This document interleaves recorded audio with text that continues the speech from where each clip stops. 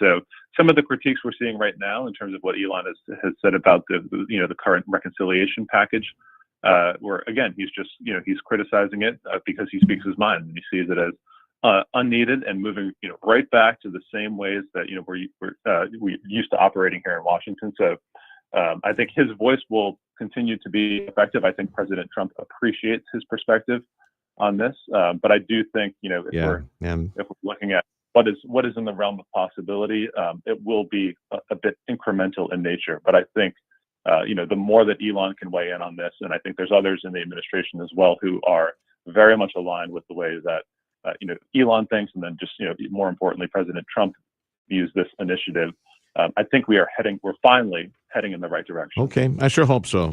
I just think it's grotesquely unfair how he's been demonized, and just very small-minded people that are followers. They follow the leftist, quasi-communist, Marxist, big government propaganda, and those people in the media that foment all this and even pay them to go protest all that. I think it's grotesquely unfair that he's been demonized, but I'm glad he stood his ground, and now he go take care of his companies and make sure everybody gets back in the black. And that's the whole idea, trying to get the government back in the black. All right, brother.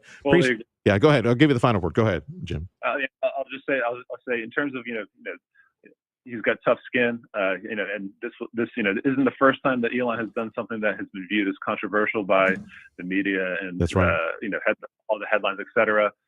It won't be the last time either. The same folks that thought Twitter would fall apart once he took it over, they're still on X. The advertisers are still on X. So he's delivering products. I think his brand will be fine. Everything else will be, ultimately end up being fine. When we look back on this again 5 years from now, I think we'll see this was sort of the much needed wake up call that hopefully, if sustained, will put us on a path to fiscal sanity, essentially. From your lips to God's ears, my friend, man, if only, can you imagine? If only we cut everything in Washington by 90% and the 10% is efficient and getting the job done like X. That'd be beautiful. Thank you, Jim. It's a pleasure. How do folks find you online? Yes, How do folks find you online, James? Yes, TigerHillPartners.com is our website, and just active across social media accounts as well. TigerHillPartners.com. Thank you, Jim. Have a great weekend. All right, likewise. Thank you very much. Take care.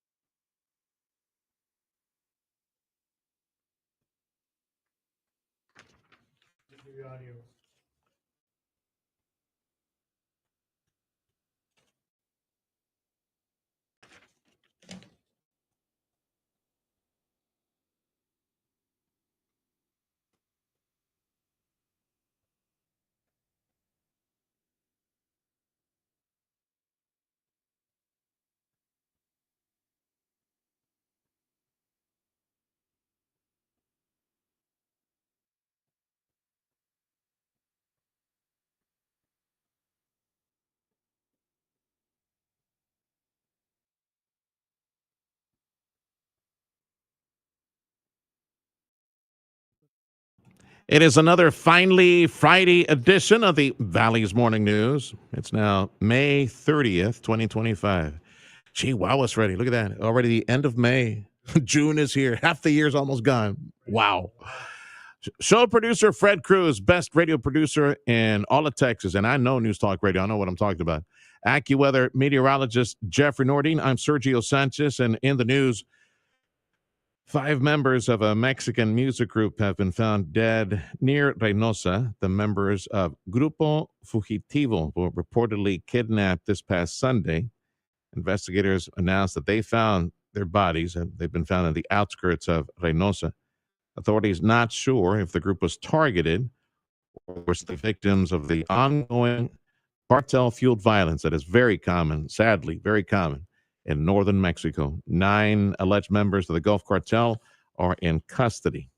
It's 8:06 on the Valley's Morning News.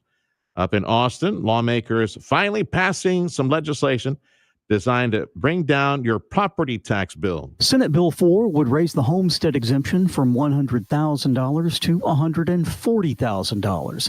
Senate Bill 23 would raise the exemption for homeowners over the age of 65. It's about $10 billion worth of property tax relief.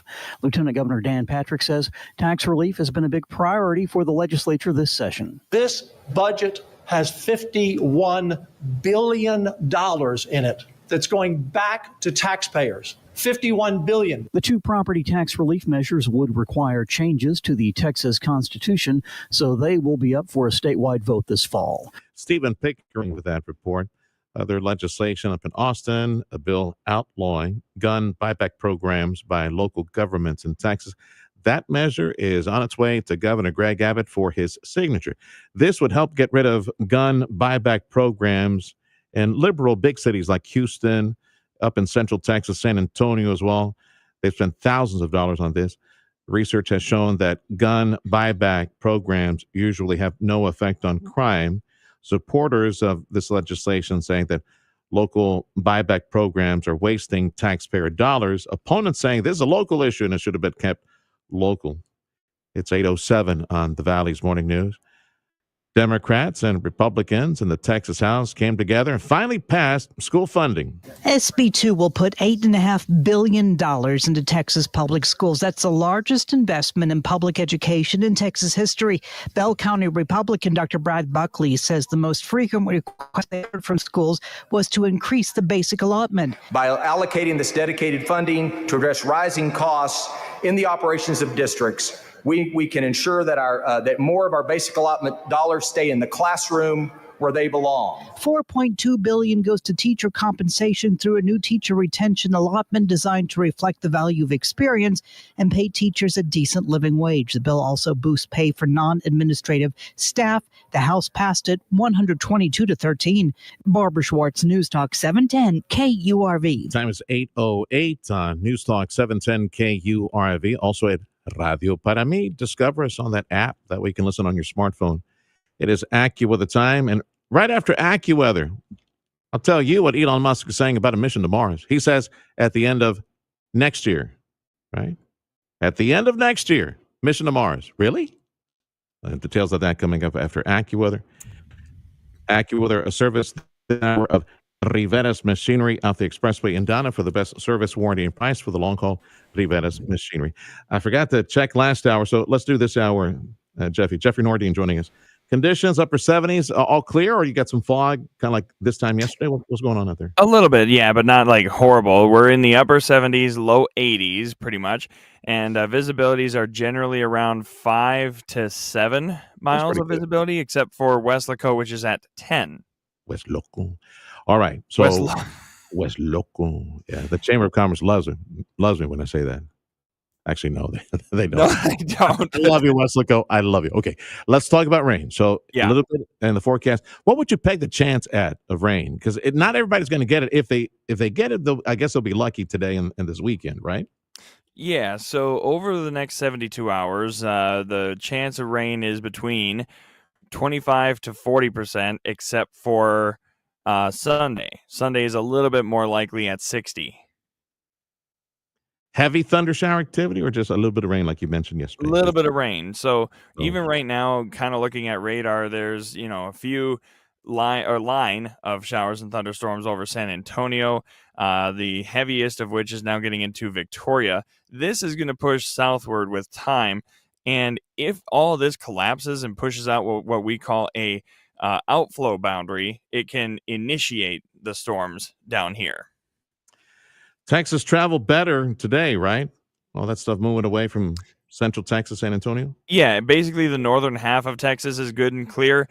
Houston, we'll see some today, but tomorrow is dry before our next round comes on Sunday, and then Monday night we have some showers and thunderstorms. San Antonio's the hot spot right now and will continue to be even tomorrow with another round of thunderstorms. It's AccuWeather meteorologist Jeffrey Nordine on 710 KURV. I didn't find anything delicious on the menu today, National Days, but I can tell you tomorrow is National Macaroon Day. Sugary, tasty. That's a good little. Oh, yeah. Yeah, let's see what else. Yeah, that's it. What do we got? It's for tomorrow. It's And National Creativity Day, and for my mom, who has this, it's World Multiple Sclerosis Day. oh, big hug to your mom. Okay, that's good to know. I did the MS Walk, which is a 3 mile, and I ran it in, I think my time was 35 minutes, Okay, 5K. a 5K. I was going to say Yeah. a mile in 35 minutes. That's walking. No, a 5K in 30. That's pretty Yeah. good. That's pretty good. And I did that for her, and I actually bumped into her hairdresser who does, she gets her hair done. And I bumped into her, and I was like, "You're here?" And it was so heartwarming because she had my mom's name on her sticker. Oh, I was like, I'm about ready to cry, guys. that's nice. That's really nice. See, you made me smile. And I'm not supposed to do that to tomorrow because tomorrow is National Smile Day. Oh, that's right. But you can smile every day. All right, pal. Big hug to you and have a good weekend. And hug to your mom as well. That is AccuWeather meteorologist Jeffrey Nordine. He's broadcasting from Mom's house, by the way, in case you didn't know. Yeah, the AccuWeather crew sends